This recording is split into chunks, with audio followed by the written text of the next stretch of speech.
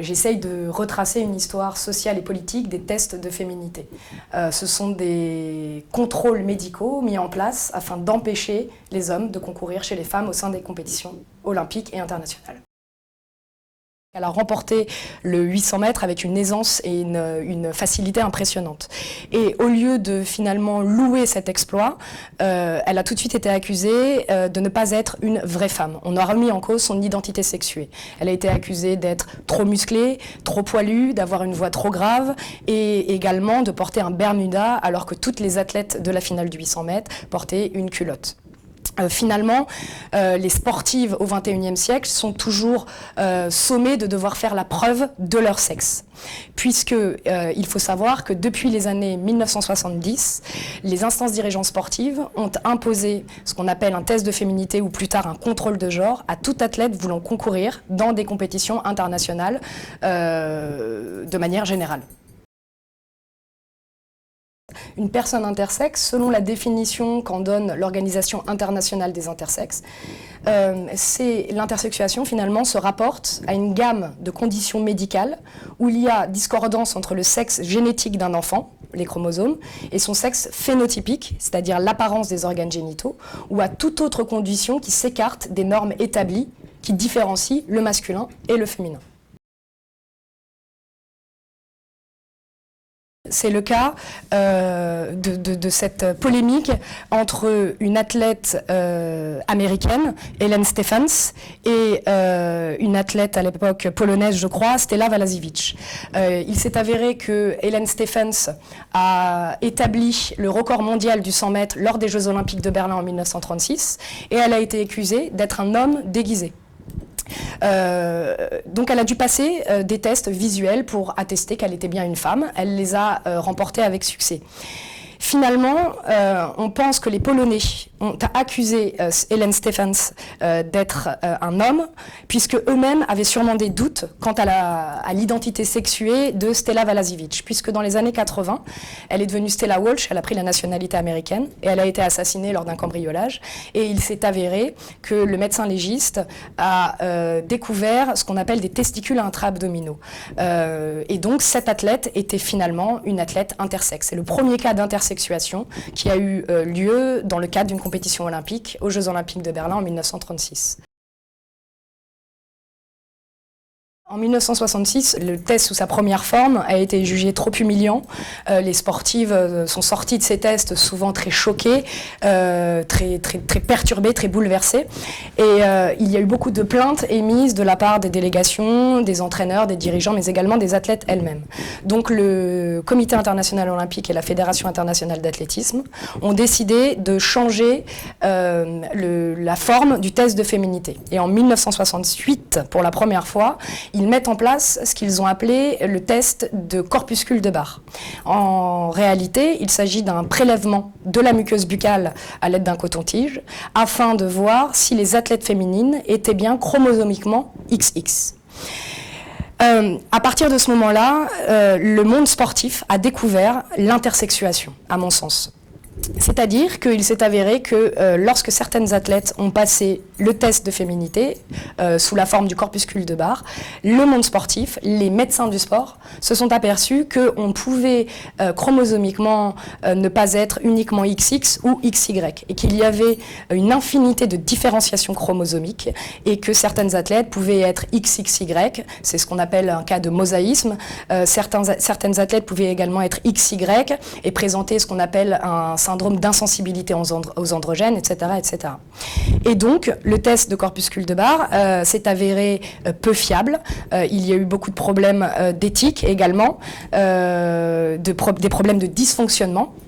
On en vient au premier cas, le cas de cette athlète polonaise Ewa Klobuchowska, qui à Kiev en 1967 a passé le test de féminité sous sa première forme, et elle l'a réussi. Lorsqu'elle l'a passé un an plus tard, sous sa seconde forme, à savoir elle a passé le corpuscule de Barr, elle a été exclue des compétitions, puisqu'elle présentait ce qu'on appelle un cas de mosaïsme. Il s'est avéré qu'elle était chromosomiquement XXY. Eva Klobuchowska s'est battue pour essayer d'être réhabilitée.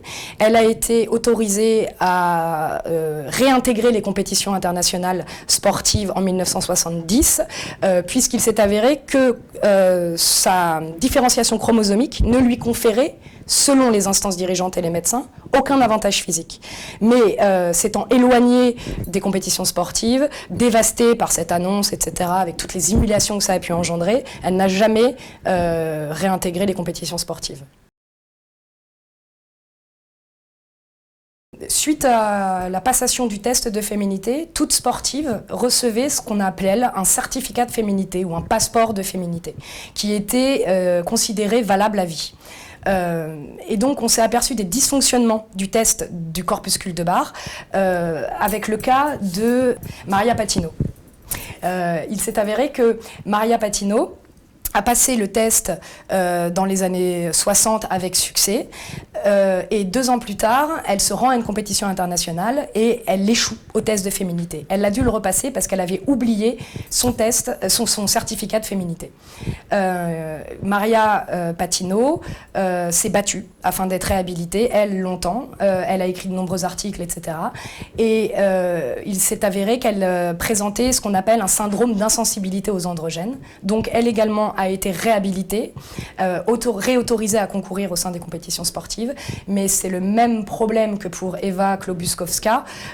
Ces athlètes, je laisse imaginer l'humiliation, l'état dans lequel on peut se retrouver lorsqu'on nous annonce que finalement on n'est pas considéré comme une vraie femme et qu'on est exclu des compétitions sportives. Ces athlètes n'ont jamais retrouvé leur niveau de départ et n'ont jamais réintégré la compétition sportive. Si on compare les morphotypes de Caster Semenya, cette athlète sud-africaine, ainsi que de Marion Jones, cette athlète afro-américaine, on se rend compte que finalement les morphotypes ne sont pas si différents.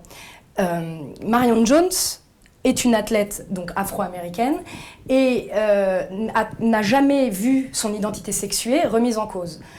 Les athlètes occidentales, qui finalement répondent aux critères normatifs de cette féminité sportive qu'on attend, développent des stratégies de ce que je peux appeler d'hyperféminisation. C'est-à-dire qu'elles vont, avant de se mettre dans les starting blocks, se maquiller, se coiffer, accorder leur pointe d'athlétisme avec leur maillot, mettre du rouge à lèvres, s'orner de boucles d'oreilles, de bagues, etc. Et donc, finalement, elles essayent d'atténuer les soupçons puisque le sport bouleverse les morphologies, transforme les morphologies, l'entraînement intensif, mais également, on y vient, peut-être le dopage. Donc Marion Jones, il s'est avéré qu'elle s'est dopée, elle l'a avoué, etc., elle a payé pour cela, a été soupçonnée de dopage, mais jamais les sportifs ou les dirigeants eux-mêmes, les médecins ont remis en cause son identité sexuée. L'identité sexuée est remise en cause à l'heure actuelle lorsque les sportives non occidentales excellent, tout comme Caster Semenya, comme Santi Soundarajan, comme on l'a vu, comme Pamela Gemilo, comme Eddie Nancy Silva, une brésilienne judokate. La condition sine qua non pour qu'elle soit autorisée à participer aux Jeux Olympiques d'Atlanta a été qu'elle subisse ce qu'on appelle une gonadectomie, donc qu'on lui retire ses gonades internes, à savoir des testicules intra-abdominaux. Donc les soupçons sont, pour moi, ciblés à l'heure actuelle géopolitiquement. Alors, je pense qu'à l'heure actuelle, brouiller les catégories et défaire la bicatégorisation sexuée, c'est-à-dire prôner une mixité, n'est pas possible. Dans le sens où, pour des raisons culturelle, sociale, historique. Si on se plonge dans l'histoire de l'accession des femmes aux activités physiques et sportives, on se rend compte que les femmes ont énormément de retard.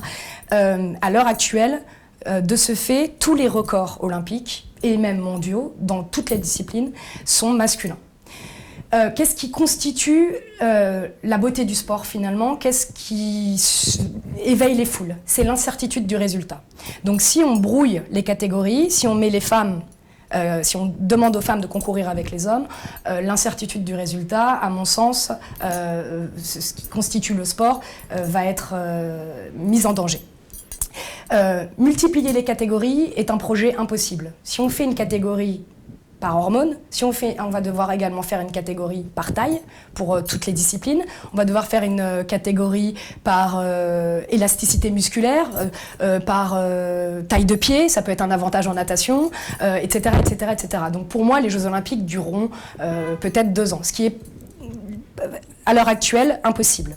Ce que moi je voudrais défendre à l'heure actuelle, c'est que ces femmes qui ont un avantage endogène naturel, à savoir qui produisent plus de testostérone que la moyenne, puissent concourir dans la catégorie de leur choix. Elles se vivent en tant que femmes, elles se sont entraînées en tant que femmes, et elles n'ont pas envie d'être finalement niées dans leur identité sexuée propre, puisque c'est un petit peu ce qu'on leur dit.